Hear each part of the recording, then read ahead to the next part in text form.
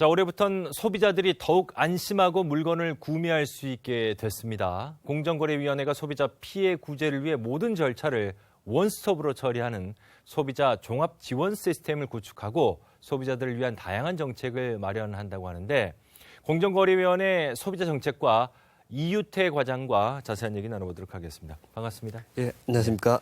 자, 소비자들의 역량을 높이기 위한 지원을 더욱 강화하겠다라고 했는데, 이게 어떤 얘기입니까? 예, 그렇습니다. 우리 이제 소비자 정책 업무 중에서 가장 예. 기본적이고 중요한 것이 예. 결국 소비자가 원활한 소비 생활을 하기 위한 예. 필요한 정보를 예. 제공하는 것입니다. 그렇죠. 이제 소비자는 이제 정부, 기업과 같이 이제 예. 시장에서 중요한 주체가 그렇죠. 되어 예, 예. 있습니다. 예. 그래서 소비자 그 역할을 제대로 하기 위해서는 자신이 필요한 정보를 제공을 받아야 그렇죠. 합니다. 예.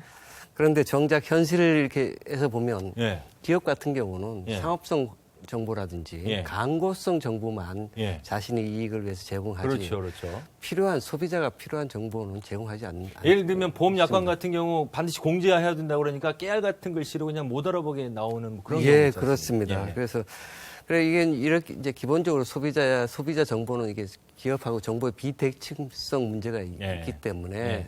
이거를 시장에 자율적으로 맡겨둬서 해결될 수 있는 한계가 구조적 있다. 한계가 있고 또 어떻게 보면 시장 실패 영역일 수 있기 때문에 그 정부라든지 공공 섹터에서 나서서 예. 필요한 정보를 생산해서 제대로 제공하는 게 중요하고요. 예.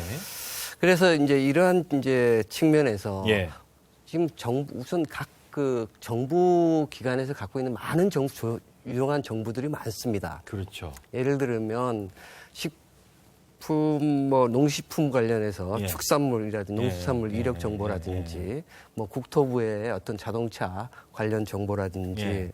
그다음 식약처 식비약 정보들 이렇게 다양한 정보들이 많은데 예. 이런 정보들이 제각기 분산돼서 이제 맞아요. 운영되고 예. 있기 때문에 이걸 좀 통합해서 예. 이렇게 이제 그것도 정보를 직접 전에는 소비자들이 찾아가서 이렇게 이렇게 봐야 되는데 예. 이제 스마트폰 시대가 열렸으니까 예. 스마트폰을 통해서 이렇게 예. 정보를 원활하게 제공하고자 한 소비자 종합 지원 시스템을 구축 중에 있습니다. 예. 좀 더 쉽게 말씀을 드리면 네네.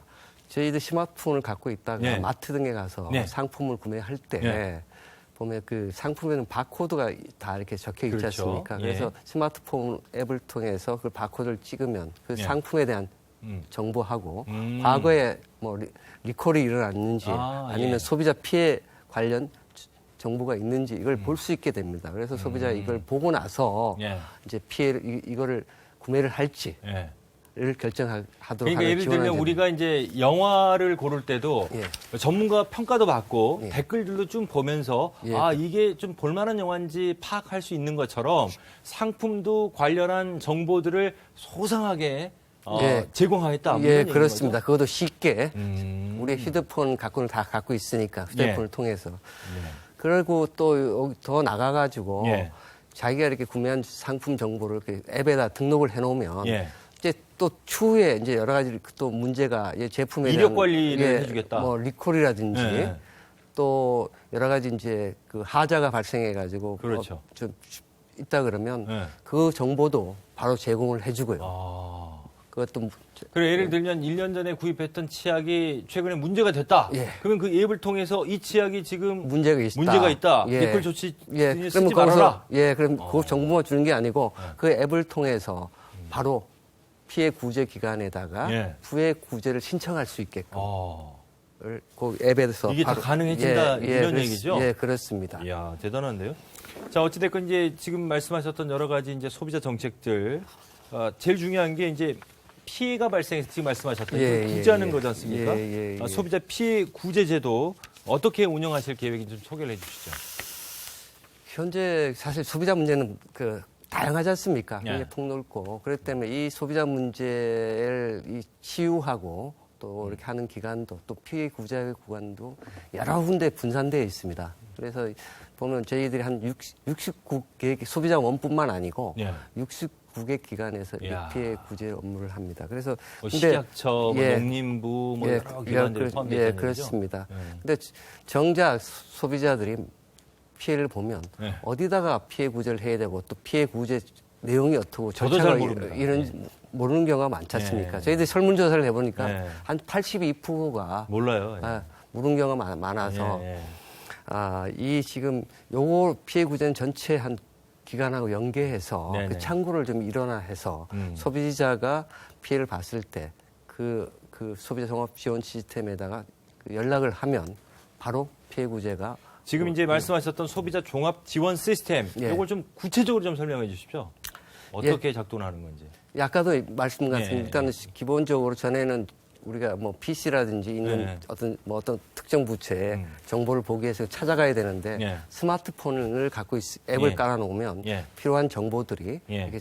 이게 제공이 되고 예. 또 앱을 통해서 피해 구제를 바로 신청을 할 수 있고 예. 또 그 결과까지 예. 받아볼 수 있게 하는 것입니다. 근데 지금 이게 시스템이 굉장히 훌륭하고 소비자한테 꼭 필요해 보이는데 네. 이게 지금 마무리가 완성이 됐나요? 어떻습니까? 지금 현재 예. 이게 90개 기관이 이게 범정부 사업입니다. 그래서 네.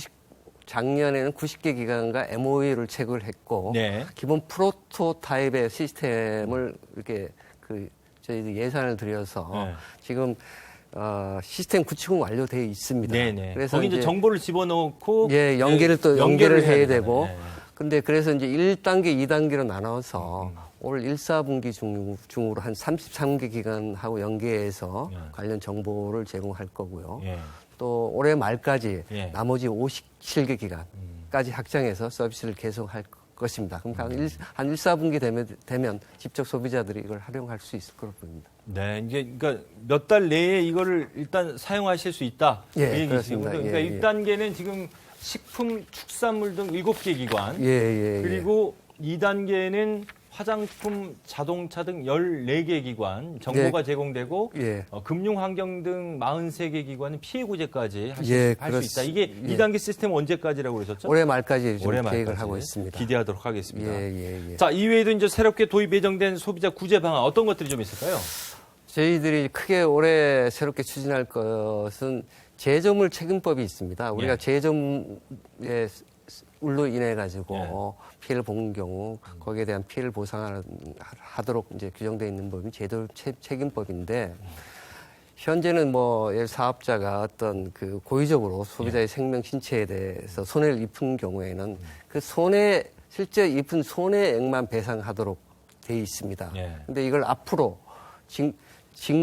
세 배까지 예를 들어 주시죠. 어떤 예를 들 수 있을까요? 예를 든다 그러면 예를 들어서 저희들이 TV를 보고 있는데 갑자기 TV에서 불이 나가지고 뭐 본인의 다쳤다. 신체를 다쳤다든지 이렇게 했을 때는 자기에 대한 보상만 하도록 했는데 이거는 기본적으로 그 사업자가 악의적으로 사실 그 정도의 어떤 위해 물질은 다 미연에 방지하고 예방 조치를 해야 되는데 예방 조치를 안 했기 때문에 3배까지 이렇게 보상. 예를 들면 그래서 가습기 살균제 같은 경우도 마찬가지. 그러니까요. 스마트폰도 최근에 뭐 발화되는 이런 부분이. 예, 그렇습니다. 그게 어느 정도 그 사업자들이 어느 정도 이런 것을 좀 알고 방치한 경우만 입증이 된다 그러면 3배까지도 배상을 이제 할 수 있게 하는 제도입니다. 그렇군요.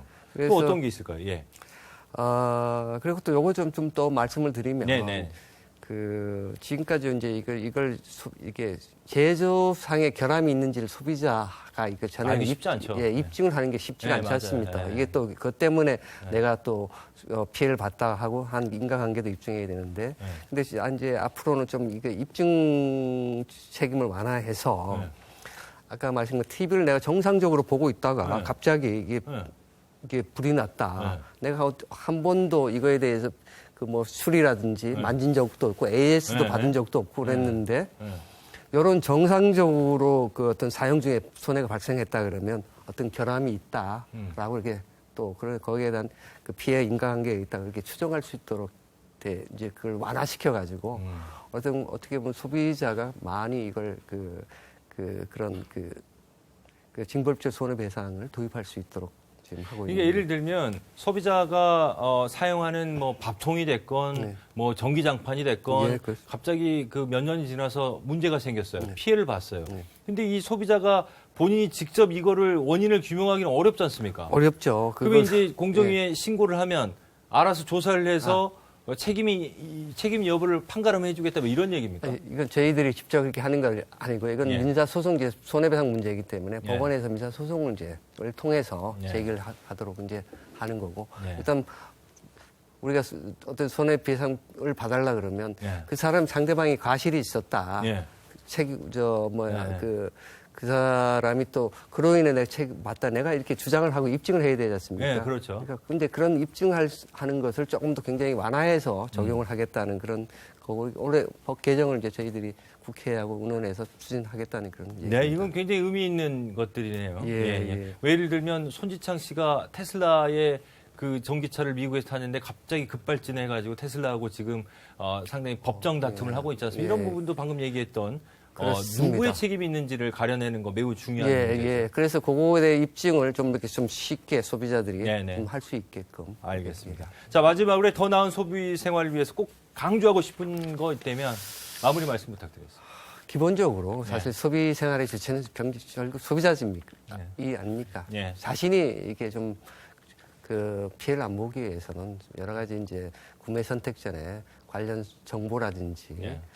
또 여러 가지 그런 또 계약서라든지 이런 것을 꼼꼼히 또 이렇게 신중하게 보고 구매하는 게 가장 중요하지 않을까 이렇게 생각합니다. 네, 알겠습니다. 자, 달라지거나 새롭게 시행되는 소비자 정책을 잘 확인해서요. 올해부턴 많은 분들이 더욱 똑똑한 소비자로 거듭날 수 있었으면 좋겠습니다. 오늘 말씀 고맙습니다. 감사합니다.